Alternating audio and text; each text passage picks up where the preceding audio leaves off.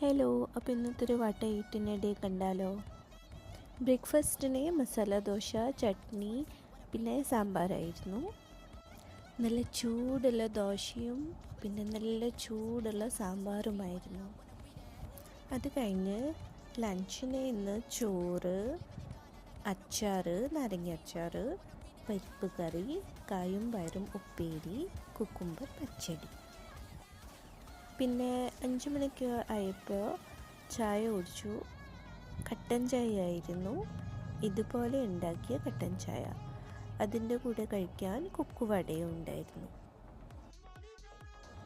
അത് കഴിഞ്ഞ് ഡിന്നറിന് ചപ്പാത്തി, മസാല ചപ്പാത്തി, അതിൻ്റെ കൂടെ ഇച്ചിരി ബട്ടർ ഉണ്ടായിരുന്നു, പിന്നെ ഗ്രീൻ പീസ് കറിയും ഉണ്ടായിരുന്നു.